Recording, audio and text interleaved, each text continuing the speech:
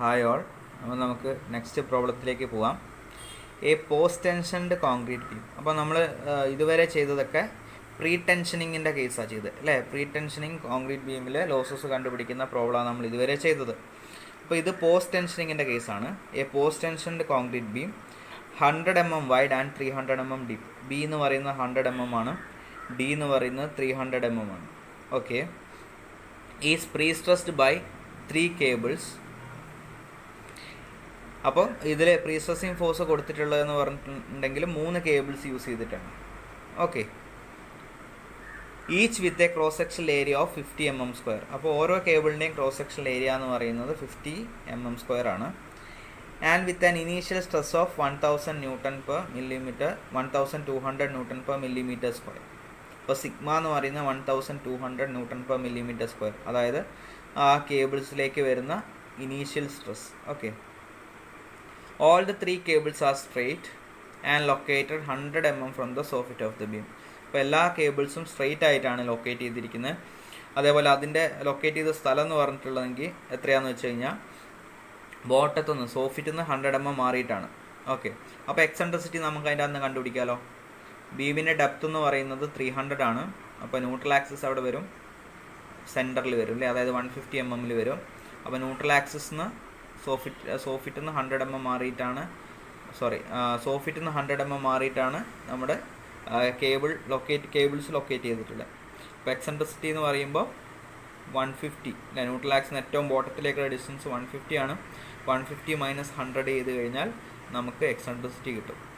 Okay, അപ്പോൾ 150 - 100 എന്ന് പറയുമ്പോൾ 50 mm ആണ് eccentricity. Okay, if the modular ratio is 6, small letter m എന്ന് പറയുന്നത് 6 ആണ്. Calculate the loss of stress in the 3 cables due to elastic deformation of concrete for only the following cases. അപ്പോൾ നമുക്ക് സ്ട്രെസ്സിലുള്ള ലോസാണ് കണ്ടുപിടിക്കേണ്ടത് 3 കേബിളിലും. എന്ത് മുഖേന?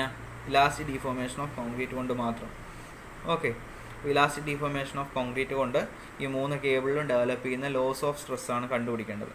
ഓക്കെ, 2 കേസസ് പറയുന്നുണ്ട്. അപ്പോൾ അതേതാണെന്നുള്ളത് നമുക്ക് നോക്കാം.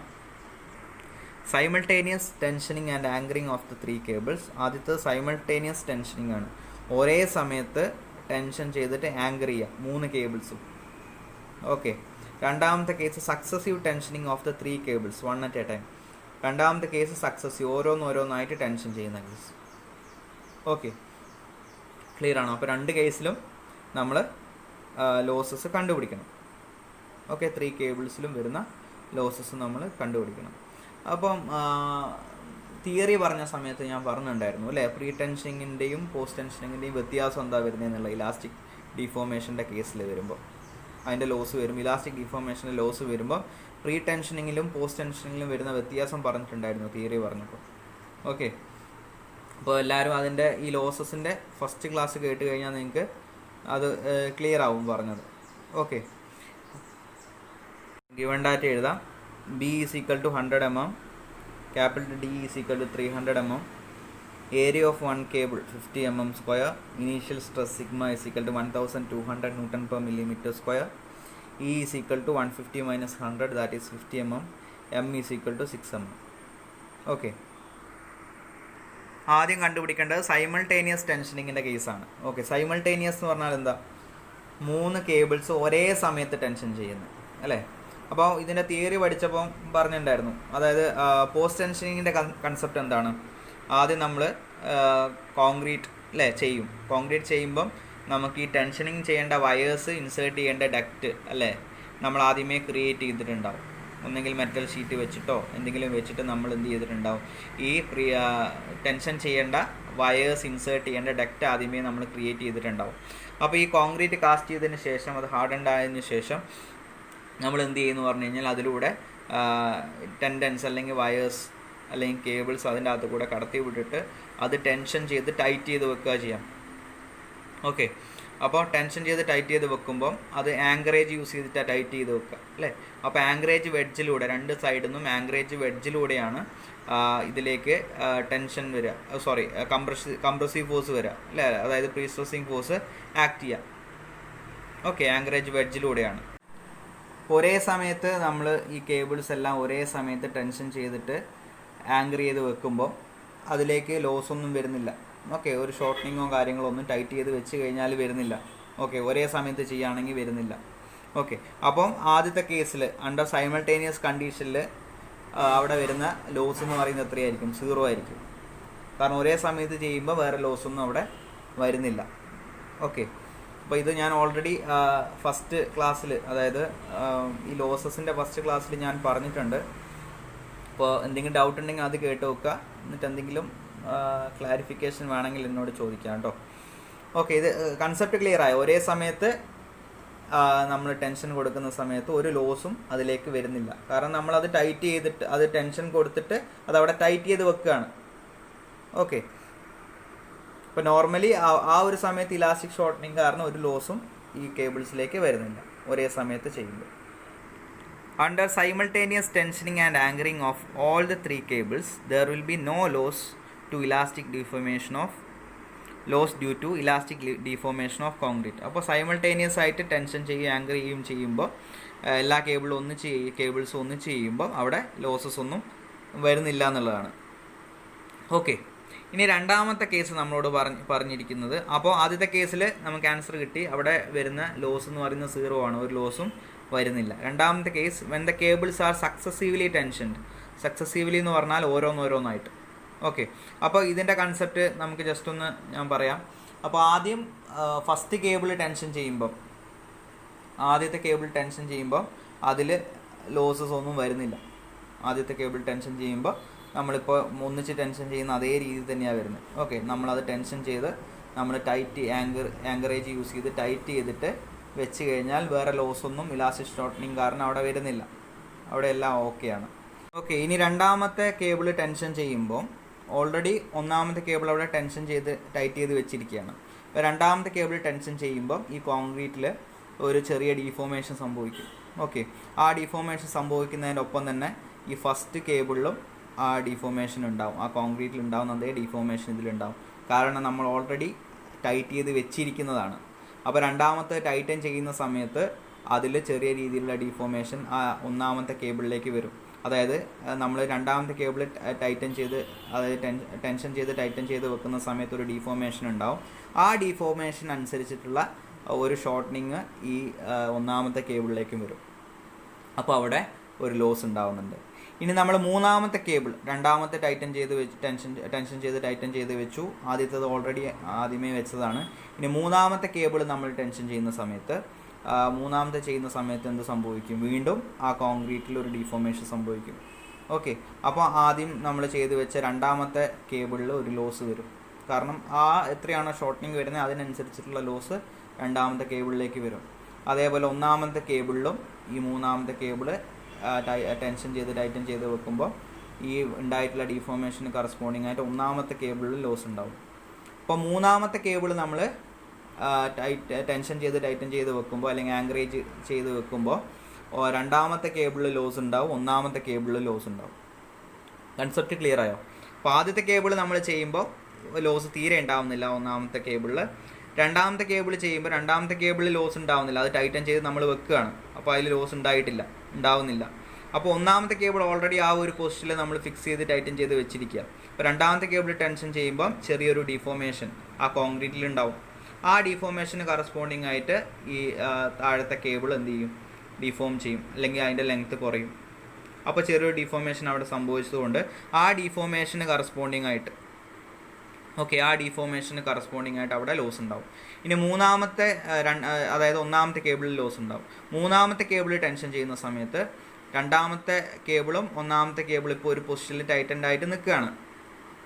ഓക്കെ, മൂന്നാമത്തെ ടെൻഷൻ ചെയ്ത് ടൈറ്റ് ചെയ്യുന്ന സമയത്ത് രണ്ടാമത്തെ കേബിളിൽ മൂന്നാമത്തെ കേബിളിൽ ലോസ് ഉണ്ടാവും. അതെങ്ങനെയാണെന്ന് വെച്ച് കഴിഞ്ഞാൽ മൂന്നാമത്തെ ചെയ്യുമ്പോൾ കോൺക്രീറ്റ് ഷോർട്ടൻ ചെയ്യും. അപ്പോൾ ഷോർട്ടൻ ചെയ്യുന്നതിനൊപ്പം ഓൾറെഡി ടൈറ്റ് ചെയ്ത് വെച്ചിരിക്കുന്ന രണ്ടാമത്തെ കേബിളിലും ഒന്നാമത്തെ കേബിളിലും ആ കോൺക്രീറ്റിൻ്റെ ഷോർട്ടനിങ്ങിനനുസരിച്ചിട്ട് ലെങ്ത്തിൽ ചേഞ്ച് വരും. ഓക്കെ, അപ്പോൾ നമ്മൾ ആദ്യമേ കൊടുത്തിരിക്കുന്ന ആ ഒരു പ്രീ സ്ട്രെസ്സിങ് ഫോഴ്സ് അതിലേക്ക് വരില്ല. ഒന്ന് ലൂസ് ആകുമ്പം ആ ഒരു ഫോഴ്സിൽ കുറവ് വരും, അല്ലെങ്കിൽ അതിൻ്റെ അകത്ത് ഓൾറെഡി ഉള്ള സ്ട്രെസ്സിൽ കുറവ് വരും. ഓക്കെ, അപ്പോൾ മൂന്നാമത്തെ കേബിൾ ടെൻഷൻ ചെയ്ത് ടൈറ്റ് ചെയ്ത് വെക്കുമ്പോൾ രണ്ടാമത്തെ കേബിളിലും ഒന്നാമത്തെ കേബിളിലും ലോസ് ഉണ്ടാവും. അപ്പോൾ അതാണ് കൺസെപ്റ്റ്. ഒന്നിച്ച് ചെയ്യുമ്പം നമുക്ക് അവിടെ ലോസ് ഉണ്ടാവുന്നില്ല. ക്ലിയർ ആയോ? എന്തെങ്കിലും കൺസെപ്റ്റിൽ ഡൗട്ട് ഉണ്ടെങ്കിൽ എന്നോട് ചോദിക്കണേ. Okay, B part. When the cables are successively tensioned, first one, ആദ്യം കേബിൾ 1 ടെൻഷൻ ചെയ്യുമ്പോഴുള്ള കാര്യം പറയുന്നത്. Cable 1 is tensioned and anchored. അപ്പോൾ കേബിൾ 1 ടെൻഷൻ ചെയ്ത് ആങ്കർ ചെയ്ത് വെക്കുമ്പോൾ അവിടെ എന്താണ്, ലോസ് ഉണ്ടാവുന്നില്ലല്ലോ. No loss due to elastic deformation. Okay, അപ്പോൾ സക്സസീവ്ലി ടെൻഷൻ്റെ ഫസ്റ്റ് കേസ് കഴിഞ്ഞു. കേബിൾ 1 ടെൻഷൻ ചെയ്യുമ്പോൾ അവിടെ ലോസ് ഉണ്ടാവുന്നില്ല. ഓക്കെ, രണ്ടാമത്തത് cable 2 is tensioned and anchored. അപ്പോൾ ഞാൻ ഓൾറെഡി പറഞ്ഞു അവിടെ കേബിൾ 1 ലോസ് ഉണ്ടാവും അല്ലേ, ലോസ് ഇൻ കേബിൾ 1. അപ്പോൾ loss of stress in cable 1 എന്ന് പറയുന്നത് എന്താണ്, M/FC ആണ് നമ്മൾ ലോസിൻ്റെ equation. Modular ratio into stress in concrete at the level of steel, അല്ലെങ്കിൽ stress in concrete at the level of ആ കേബിൾ അല്ലേ, അങ്ങനെ പറയാം. അപ്പോൾ M/FC. അപ്പോൾ FC-ൻ്റെ എക്സ്പ്രഷൻ എന്ന് പറയുന്നത് എന്താണ്, FC കണ്ടുപിടിക്കാൻ വേണ്ടിയിട്ട് P/A + PEY/I ആണ്. ബോട്ടത്തിലായതുകൊണ്ട് ഈ കേബിൾസ് ലൊക്കേറ്റ് ചെയ്തിട്ടുള്ള ന്യൂട്രൽ ആക്സിസിനും താഴെ ആയതുകൊണ്ട് അവിടെ ഡെവലപ്പ് ചെയ്യുന്നത് ബെൻഡിങ് സ്ട്രെസ് എന്ന് പറയുന്ന കംപ്രഷനാണ് ഡെവലപ്പ് ചെയ്യുന്നത് അല്ലേ. അതുകൊണ്ട് P/A പ്ലസ് വന്നു. FC = P/A + PEY/I. ഓക്കെ, അപ്പോൾ നമുക്ക് എത്രയാണ് കേബിൾ 1 വരുന്ന ലോസ് എന്നുള്ള കണ്ടുപിടിക്കാം. അപ്പോൾ M നമുക്ക് ഓൾറെഡി ക്വസ്റ്റിൽ തന്നിട്ടുണ്ട് 6 ആണെന്നുള്ളത്. ഇനി FC കണ്ടുപിടിക്കണം. FC കണ്ടുപിടിക്കാനുള്ള എക്സ്പ്രഷൻ P/A + PEY/I ആണ്. ഓരോരോ ടേമായിട്ട് നമുക്ക് കണ്ടുപിടിക്കാം. അപ്പോൾ ആദ്യം direct stress due to prestressing force P/A നമ്മൾ കണ്ടുപിടിക്കാൻ പോവുകയാണ്. അപ്പോൾ P എന്ന് പറയുമ്പോൾ എത്രയാണ് വരിക, stress into area of cross section of wires അല്ലേ. അപ്പോൾ P = സ്ട്രെസ് എത്രയാണ് വരുന്നത്, ക്വസ്റ്റിൽ തന്നിട്ടുള്ളത് 1200 Nm/mm² ആണ്. ഓക്കെ, അപ്പോൾ P = 1200 Nm/mm² into area of cross section of wire എന്താണ്, ഇപ്പോൾ ഒരു വയറിലല്ലേ ലോസ് വരുന്നത്, അപ്പോൾ ആ ഒരു വയർ മാത്രം നമ്മൾ കൺസിഡർ ചെയ്യുന്നുള്ളൂ. ഓക്കെ, അപ്പം ഒരു വയറിൻ്റെ ക്രോസ് സെക്ഷണൽ ഏരിയ എന്ന് പറയുന്നത് എത്രയാണ്, ആ ഒരു ലോസ് വരുന്ന വയറിൻ്റെ 50 ആണ് അല്ലേ, 50 mm² ആണ്. അപ്പോൾ 1200 × 50 ചെയ്ത് കഴിഞ്ഞാൽ 60,000 ന്യൂട്ടൺ, അതായത് 60 kN കിട്ടും പ്രീസ്ട്രെസിങ് ഫോഴ്സ്. ഓക്കെ, ആ ഒരു കേബിളിലേക്ക് വരുന്നത്. അപ്പോൾ ഏരിയ എന്ന് പറയുന്നത് എന്താണ്, ക്രോസ് സെക്ഷണൽ ഏരിയ അല്ലേ, 100 mm വൈഡും 300 mm ഡീപ്പും ആണ്. അപ്പോൾ 100 × 300 ചെയ്ത് കഴിഞ്ഞാൽ 30,000 mm² കിട്ടും. അപ്പം ഇതിൽ ഈ കോൺക്രീറ്റിൻ്റെ ക്രോസ് സെക്ഷനിലേക്ക് വരുന്ന ഡയറക്റ്റ് സ്ട്രെസ് എന്ന് പറയുന്നത് എത്രയാണ്, direct stress due to prestressing force P/A = 60 × 10³ / 30,000, 2 Nm/mm² കിട്ടും P/A. ഓക്കെ, ഇത് ക്ലിയർ ആണോ?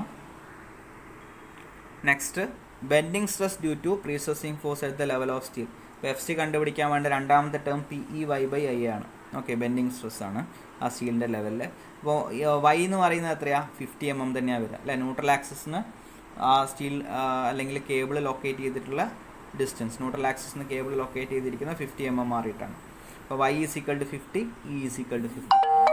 ഓക്കെ, അപ്പോൾ ഇനി ഈ എക്സ്പ്രഷനിൽ അറിയാനുള്ളത് P അറിയാം, E അറിയാം, Y അറിയാം, I മാത്രം അറിയാനുള്ളൂ. I = BD³/12. അപ്പോൾ അത് സോൾവ് ചെയ്ത് കഴിഞ്ഞാൽ 225 × 10⁶ mm⁴ എന്ന് പറഞ്ഞു കിട്ടും. ഓക്കെ, അപ്പോൾ എല്ലാ ടേമുമായി. ഇനി നമുക്ക് ബെൻഡിങ് സ്ട്രെസ് കണ്ടുപിടിക്കാം, ഇക്വേഷനിൽ സബ്സ്റ്റിറ്റ്യൂട്ട് ചെയ്യാം. PEY/I = 60 × 10⁻³ × 50 × 50 / 225 × 10⁶. അപ്പോൾ സോൾവ് ചെയ്ത് കഴിഞ്ഞാൽ 0.6667 എന്ന് പറഞ്ഞു കിട്ടും. Okay, 0.667 Nm/mm². ഓക്കെ, അപ്പോൾ FC എന്ന് പറയുമ്പോൾ എന്താണ്, P/A + PEY/I. അപ്പോൾ FC = 2 + 0.6667. സോൾവ് ചെയ്ത് കഴിഞ്ഞാൽ 2.667 എന്ന് പറഞ്ഞു കിട്ടും. Okay, FC = 2.6667 Nm/mm².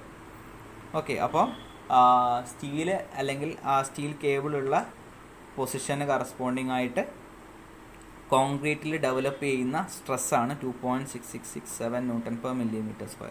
ഓക്കെ, ഇനി നമുക്ക് loss of stress in cable 1 M/FC എത്രയാണ് വരിക, M എന്ന് പറയുന്നത് 6 ആണ്. അപ്പോൾ 6 × 2.6667 അത് ചെയ്ത് കഴിഞ്ഞാൽ loss of stress in cable 1 നമുക്ക് കിട്ടും. ഓക്കെ, അപ്പോൾ loss of stress in cable 1 = M/FC, that is 6 × 2.6667. Solve ചെയ്ത് കഴിഞ്ഞാൽ 60 Nm/mm² കിട്ടും. അപ്പോൾ രണ്ടാമത്തെ കേബിൾ 2 ടെൻഷൻ ചെയ്ത് ആങ്കർ ചെയ്യുമ്പോൾ കേബിൾ 1 എക്സ്പീരിയൻസ് ചെയ്യുന്ന സ്ട്രെസ്സാണ് 16 Nm/mm². കേബിൾ 2 സ്ട്രെസ് ഇല്ല.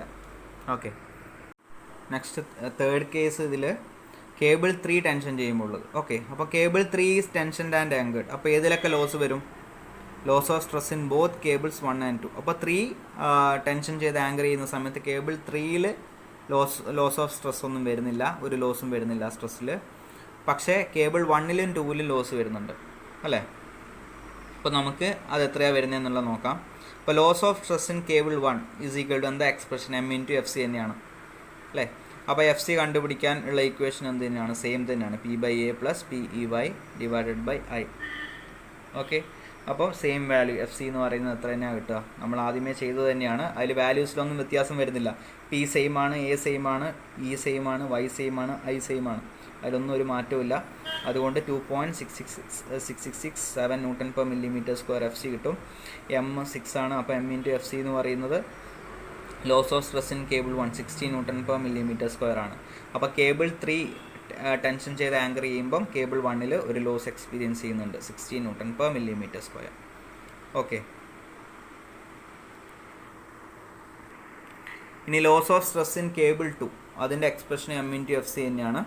FCൻ്റെ എക്സ്പ്രഷൻ P/A + PEY/I ആണ്. അപ്പോൾ രണ്ടാമത്തെ കേബിളിലും ലൊക്കേഷൻ വ്യത്യാസമുണ്ടോ? സെയിം ലൊക്കേഷനിൽ തന്നെയല്ലേ ഉള്ളത്. സോഫിറ്റിൽ നിന്ന് 100 mm മാറിയിട്ട് തന്നെയാണുള്ളത് അല്ലേ? അതായത് Eയും Yയും സെയിം തന്നെയാണ് രണ്ടാമത്തെ കേബിളിൻ്റെതും അല്ലേ? Eയും Yയും സെയിം ആണ്.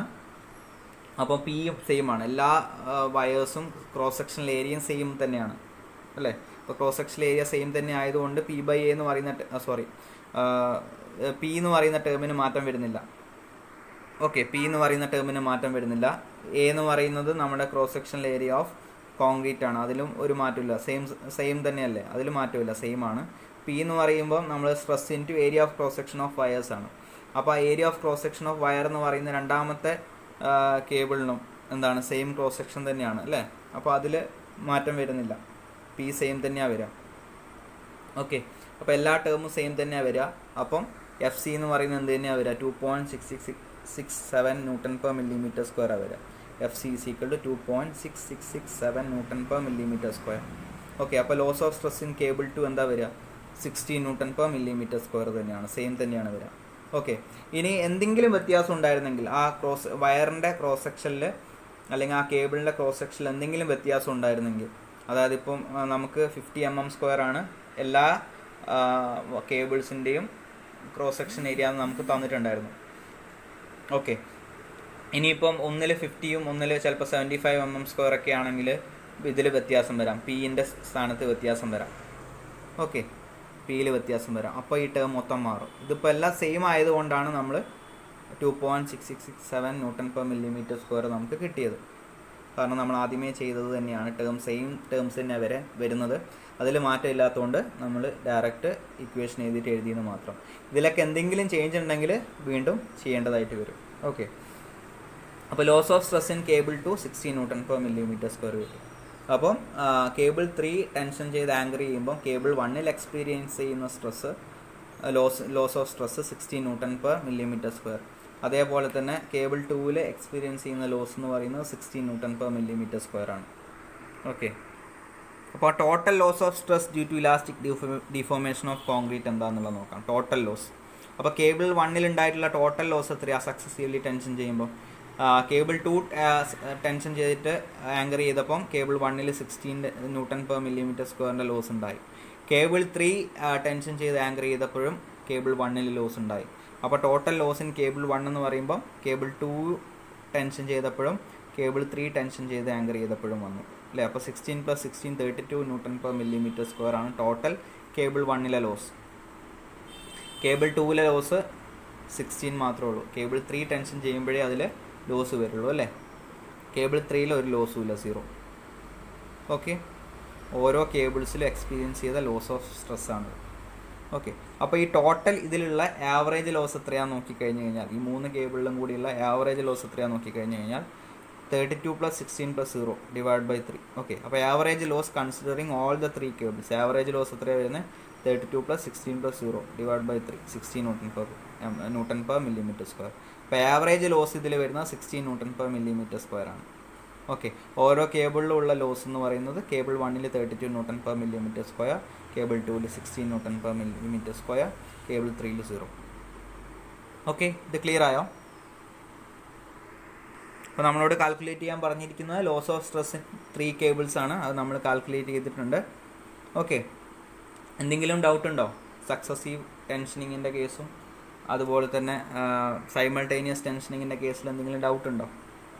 ഓക്കെ, എന്തെങ്കിലും ഡൗട്ട് ഉണ്ടെങ്കിൽ നിങ്ങൾ ചോദിക്കണം. ഓക്കെ, ഇത് ക്ലിയർ ആയല്ലോ? ഓക്കെ, അപ്പം ബാക്കി നെക്സ്റ്റ് ക്ലാസ്സിലെടുക്കാം. Thank you.